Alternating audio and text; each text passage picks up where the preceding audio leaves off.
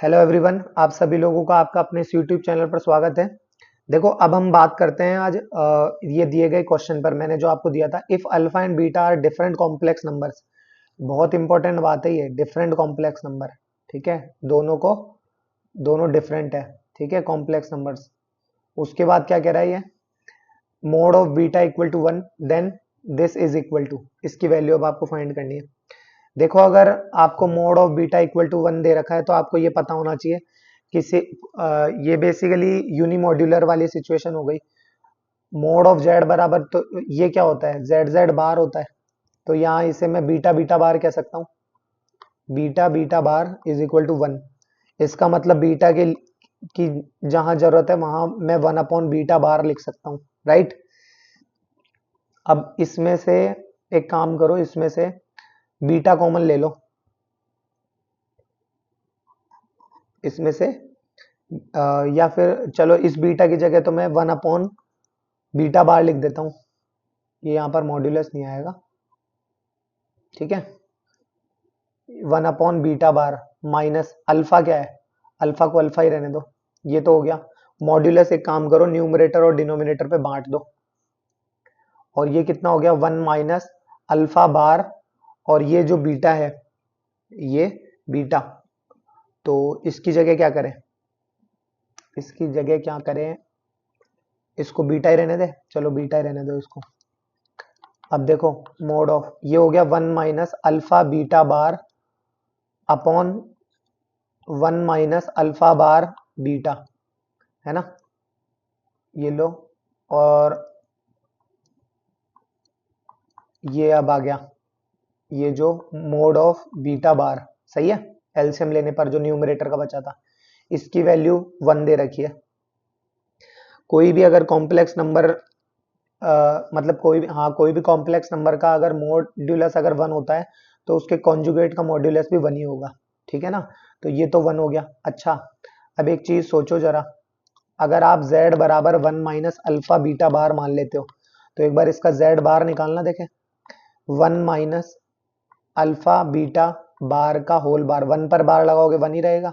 ये और ये बार का whole bar is equal to only beta, और बचा क्या, ओनली अल्फा बार। क्या बचा, अल्फा बार।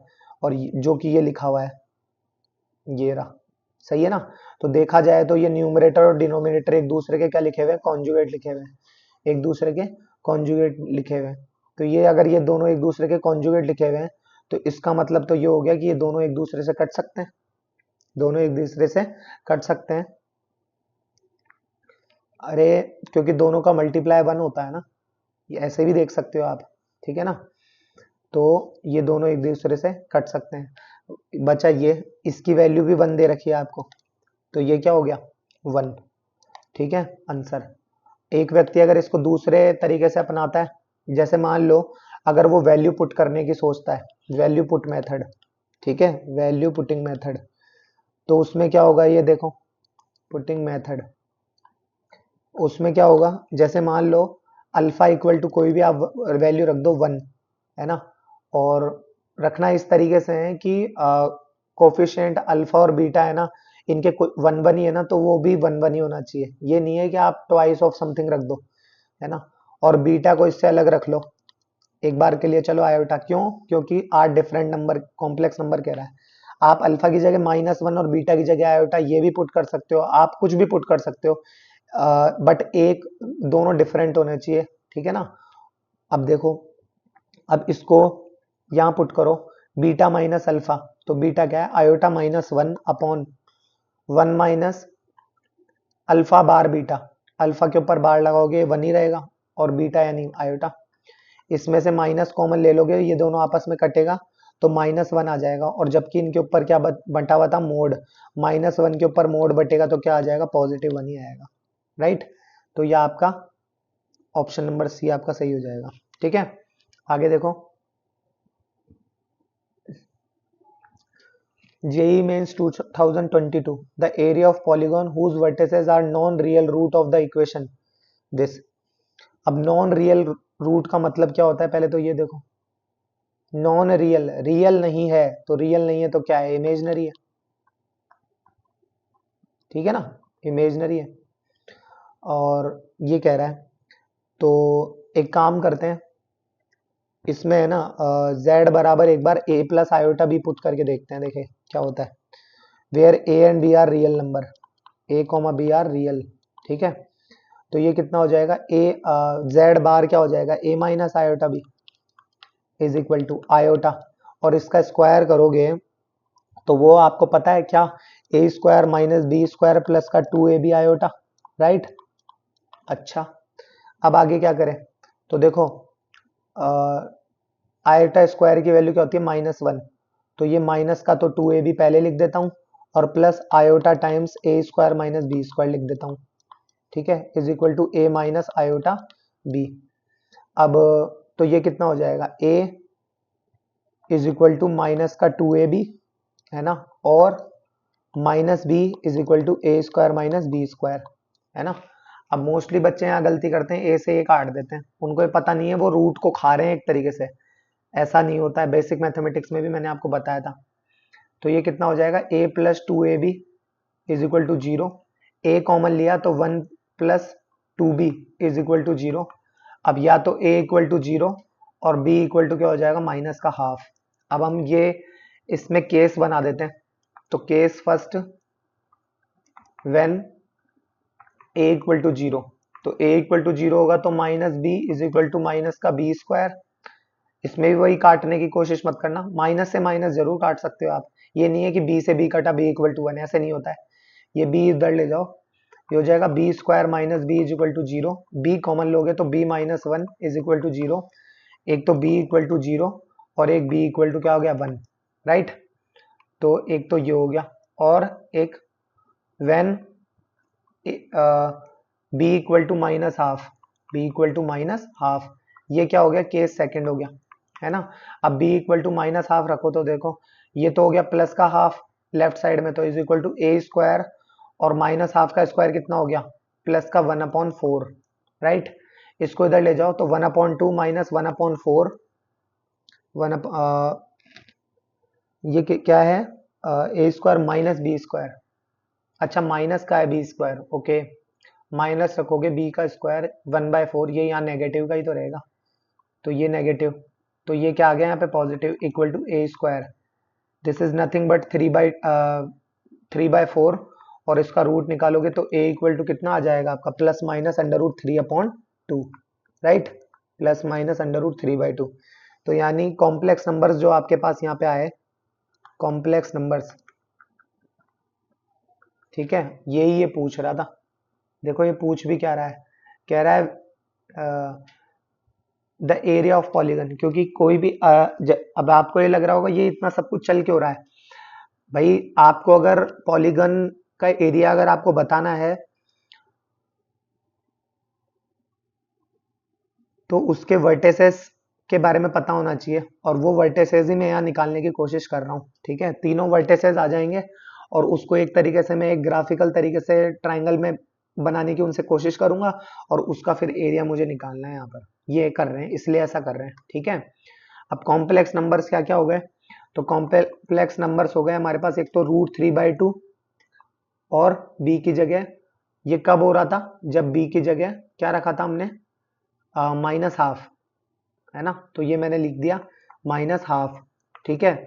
और एक a की जगह क्या है, माइनस का √3/2, और b की जगह भी क्या है, माइनस हाफ, माइनस का हाफ।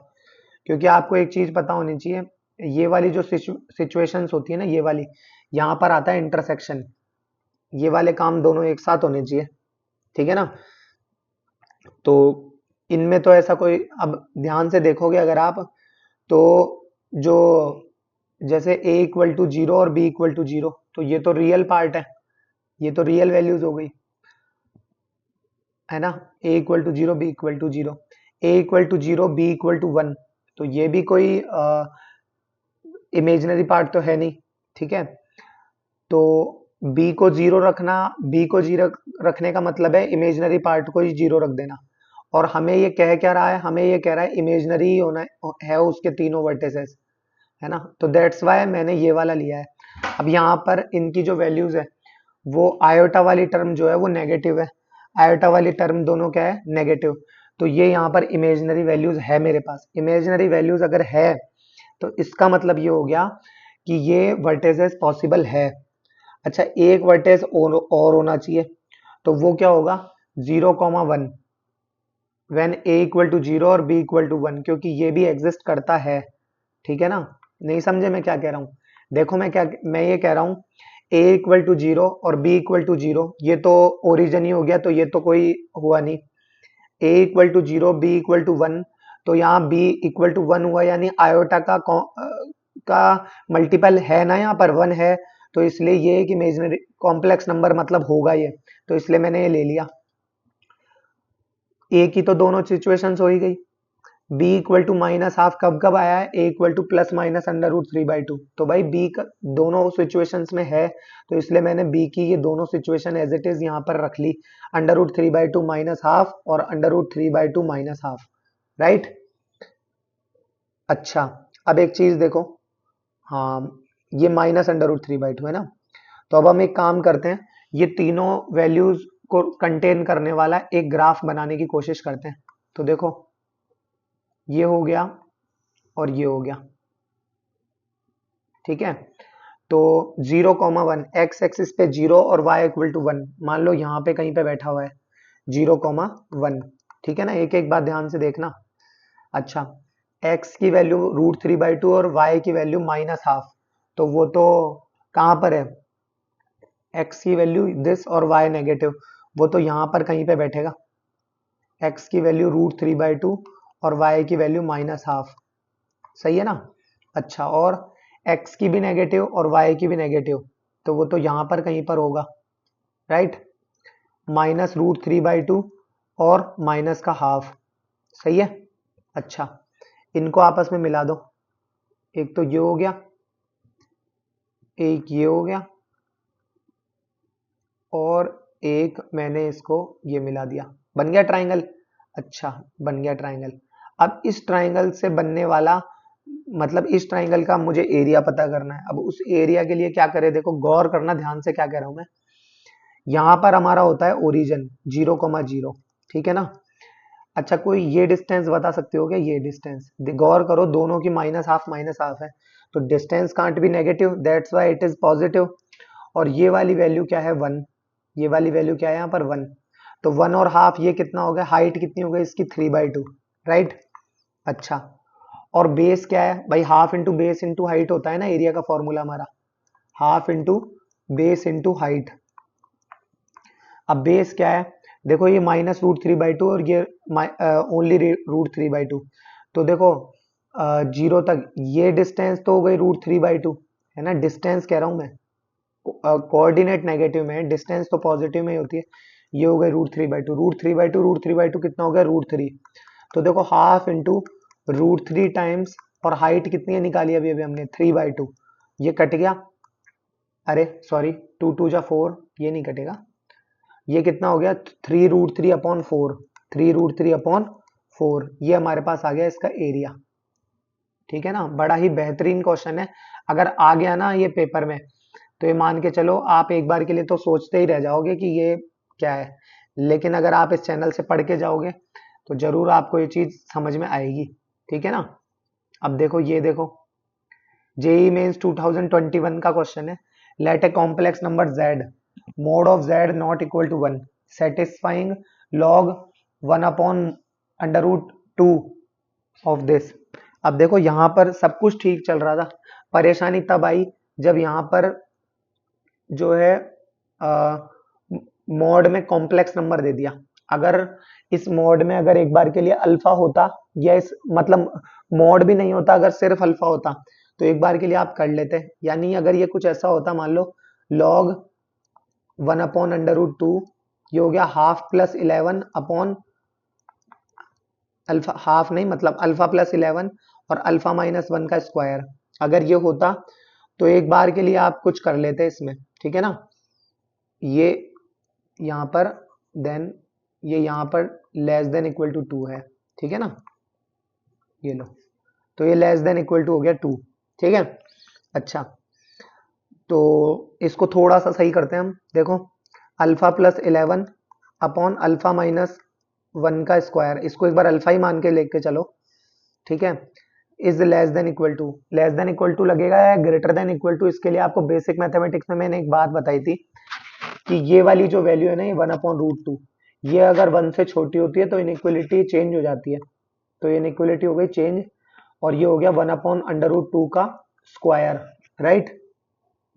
इसको सॉल्व करोगे तो ये हो गया alpha plus 11 upon alpha minus 1 का स्क्वायर, और ये कितना हो गया 1/2।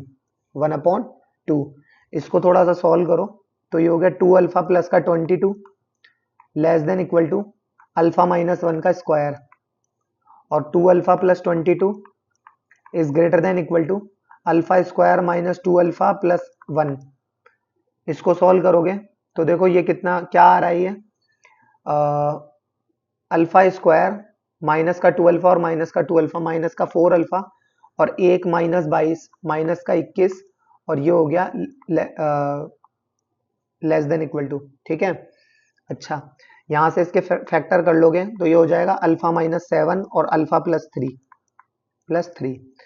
अब एक चीज देखो यहाँ पर क्या है, ये कह रहा है कि लार्जेस्ट वैल्यू ऑफ, देखो क्या कह रहा है ये आपको क्वेश्चन में क्या कह रहा है, then the largest value of mod Z की लार्जेस्ट वैल्यू आपको पता करनी है, तो इसको यहां पे ही बात करते हैं। इससे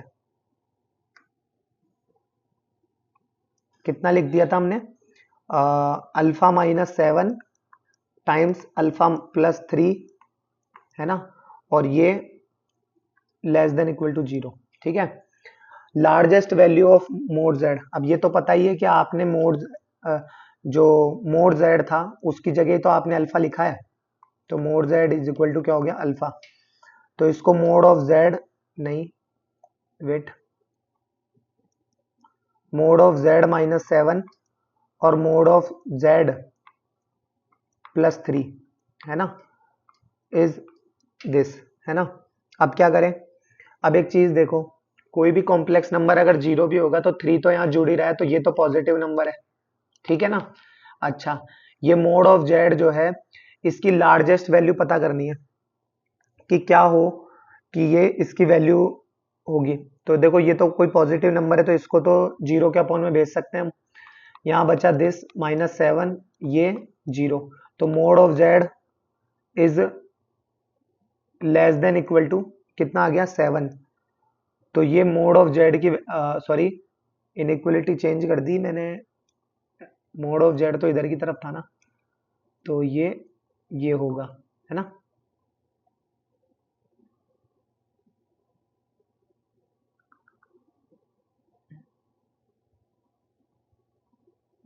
वेट,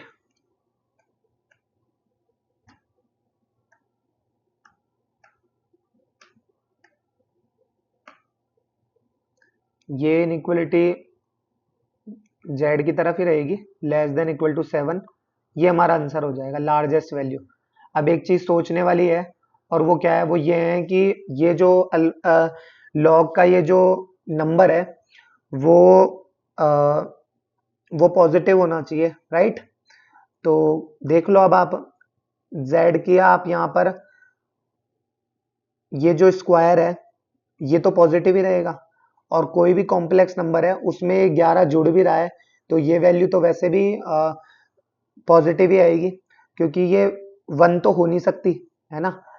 अब ये 1 हो नहीं सकती और नेगेटिव ये होगी नहीं क्योंकि इस पर मोड लगा हुआ है, तो ये पॉजिटिव ही होगी, और पॉजिटिव में 11 जुड़ेगा तो ये पॉजिटिव ही होगी, तो दैट्स वाई ये इस तरीके से होगा, क्योंकि इसका जो डोमेन होता है लॉग का वो क्या कहता है, ग्रेटर देन 0 होना चाहिए ना ये वाला नंबर, ये mod of Z plus 11 upon mode of Z minus 1 का स्क्वायर, ये पॉजिटिव होना चाहिए ना, तो ये है, बिल्कुल है ये पॉजिटिव, ठीक है ना।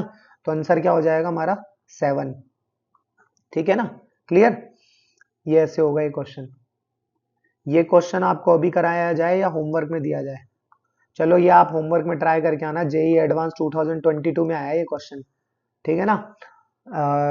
हम लोग फिर डिस्कस करेंगे इसको, ठीक है, धन्यवाद।